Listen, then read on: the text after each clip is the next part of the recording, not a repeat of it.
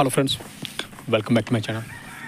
Friends, आज की इस वीडियो में हम लोग ब्रेस्ट वॉल के बारे में डिस्कस करेंगे। What is breast wall. ये आप सामने जो स्ट्रक्चर देख रहे हैं, ये मेरा ड्रेन कंस्ट्रक्शन हो रहा है, लेकिन कहीं कहीं ऐसे केसेस हैं कि उधर की मिट्टी हाइट है तो वहाँ हमें ब्रेस्ट वॉल बनाना पड़ रहा है।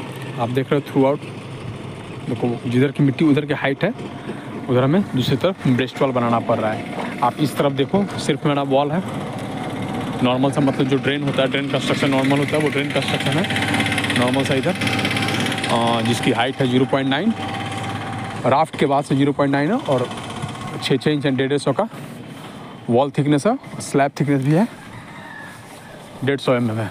ओके, तो ये तो जहाँ मिट्टी की हाइट नहीं है वहाँ हमने ऐसे बना दिया है। लेकिन इधर देखो आप, मिट्टी की हाइट है, बारिश होगी उधर से मिट्टी कट करके या फिर उसको एक सपोर्ट, मिट्टी को सपोर्ट हम लोग प्रोवाइड करें ब्रेस्ट वॉल दे करके, तो हमने इधर ब्रेस्ट वॉल प्रोवाइड किया है। और तो ब्रेस्ट वॉल की इम्पोर्टेंस क्या है, ब्रेस्ट वॉल की ज़रूरत क्या है, ब्रेस्ट वॉल हम लोग क्यों प्रोवाइड करते हैं, इसको आपने देख ली। ये तो ड्रेन है, आप गार्ड वॉल देखते होगे, गार्ड वॉल या रिटेनिंग वॉल जो हम लोग बनाते हैं वहाँ भी हम लोग ब्रेस्ट वॉल प्रोवाइड करते हैं जहाँ मिट्टी वगैरह की हाइट रहती है।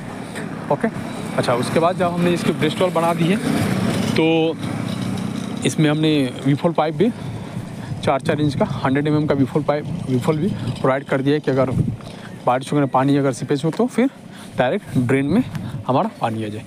ये आप देख रहे हो, ये ब्रेस्ट वॉल है, थ्रू आउट है और थ्रू आउट हमने ब्रेस्ट वॉल बनाया है। इसकी जो थिकनेस है, टॉप थिकनेस है, वो 200 mm है।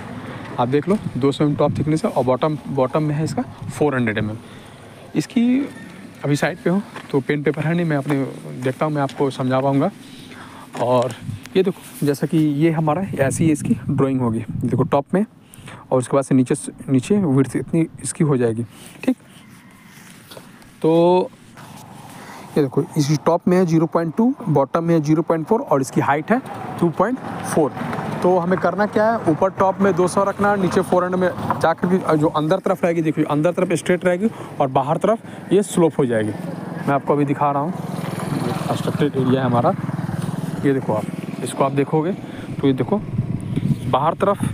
बाहर इधर तरफ ये स्लोप है और इधर अंदर तरफ जिधर वाटर फ्लो होगा उधर स्ट्रेट है। ठीक है, तो सिमिलरली ऐसा ही ड्राइंग है, 0.2 नीचे 0.4 और 2.4 इसकी नीचे की बेस विड्थ हो गई और टॉप विड्थ कितनी हो गई 0.2।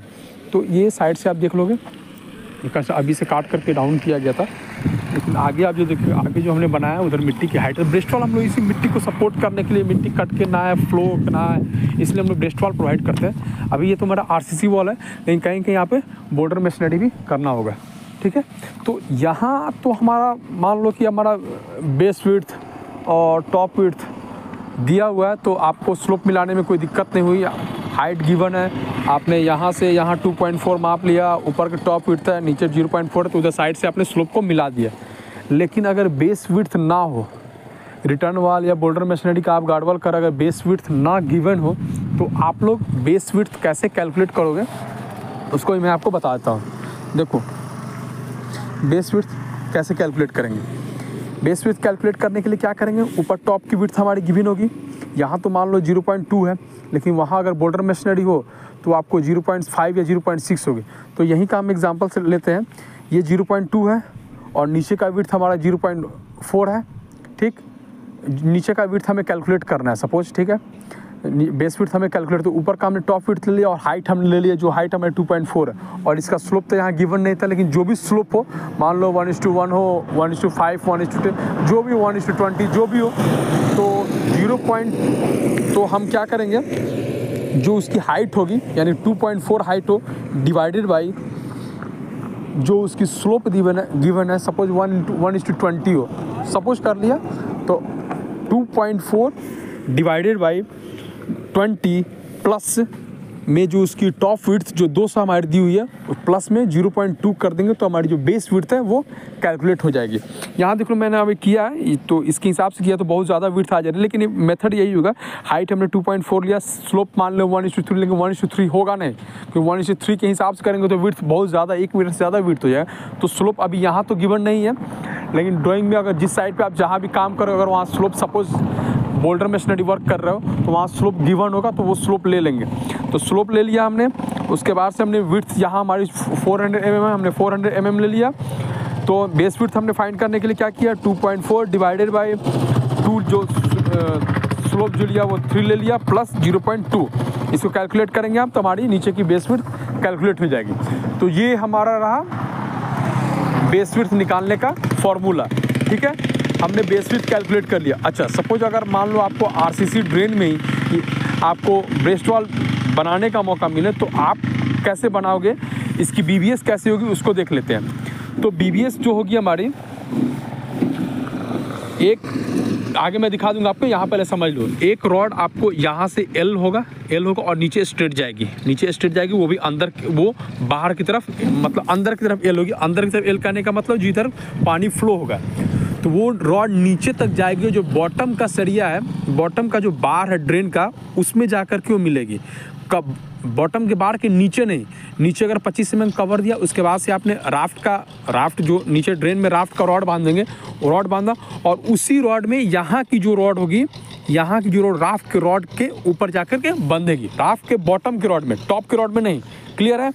उसके बाद से जो दूसरी रॉड होगी हमारी, वो यहीं से जाएगी और नीचे जा कर के अंदर की तरफ होगी, अंदर की तरफ यानी जिधर वॉल है। ठीक है, अच्छा, कटिंग लेंथ आप डिसाइड करते हैं। नीचे का जो एल है तो उसको 400 कर देंगे और जो इधर का जो रॉड है उसका एल, हम जो कटिंग लेंथ हमारी जो रॉड हो 200, 300, 400, तो उसको हम लोग अंदर की तरफ जिधर पानी फ्लो होगी उधर कर देंगे, उसको सपोर्ट मिल जाएगा।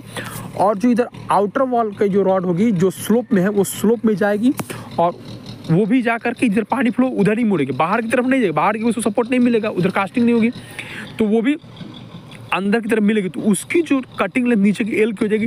पहले तो उसकी थिकनेस जो हमारी बेस विड्थ की वो हो जाएगी कवर माइनस करके, और उसके बाद से कुछ रॉड जो भी कटिंग लेंथ में आपको आए वो अंदर के राफ्ट में जाके बनेगी। दोनों जा करके राफ्ट के बॉटम के का जो रॉड है उसमें बंधेगी। कवर हम डिसाइड कर लेंगे और जो बाहर की रॉड जो होगी वो हमारी इधर की जो रॉड होगी, इधर वाली जो रॉड होगी वो स्लोप में जाएगी और इधर वाली जो रॉड होगी वो स्ट्रेट में जाएगी। मैं आपको एक जगह वीडियो दिखा दूँगा, वहाँ क्या गाड़ी वेट चल रही तो मैं नहीं जा पा रहा हूँ। आगे देख लो, वहाँ देखो काम हो रहा है तो आवाज़ शायद क्लियर ना हो और पेपर है नहीं जो मैं आपको समझा पाऊँ, लेकिन ऐसा ही बनेगा। अच्छा, दूसरी इसमें बाइंडर थ्रू आउट रहेगी।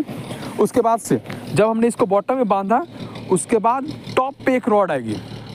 ये जो नीचे बॉटम राफ्ट का बॉटम हो गया, राफ्ट के बॉटम का जो रॉड हो गया, उसके बाद से उसके टॉप में टॉप रॉड जो वो भी टॉप रॉड होगी और वो जो टॉप रॉड होगी वो उस फेस से, यानी बाहर से उस फेस से लेकर के यहाँ के फेस तक आएगी और इधर जाके एल के नीचे डाउन होगी। ठीक है, जो हम लोग अप्रोच स्लैब में बनाते हैं, दोनों तरफ एल जो नीचे होता है, जो बॉटम का रॉड का एल ऊपर होगा और जो टॉप के रॉड का एल नीचे होगा। तो वहाँ की जो रॉड है टॉप का राफ्ट का, वो वहाँ से नीचे एल होते हुए यहाँ के आउटर फेस तक नीचे तक जाएगी, आउटर फेस तक नीचे, मतलब बॉटम रॉड तरफ उसका एल होगा। ये उसका कटिंग बीबीएस होगा। ठीक है, और बाकी बाइंडर थ्रू आउट रहेगा, जैसे बाइंडर की आपकी स्पेसिंग गिवन है वो रहेगी। तो उम्मीद है कि शायद आपको इतना समझा, आपको शायद ये टॉपिक क्लियर होगा।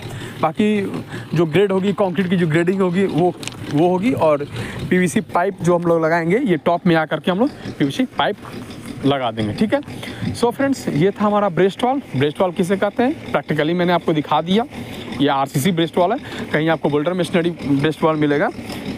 ठीक है, प्रीवियसली मैंने टो वॉल के बारे में डाला था, तो टो वॉल की भी जो बेस विड्थ है उसको भी ऐसे हम लोग कैलकुलेट कर लेंगे। बेस विड्थ कैसे कैलकुलेट करते हैं, टो वॉल, रिटर्न वॉल, जिसकी भी हमें निकालनी हो। So friends, thank you and keep watching my videos.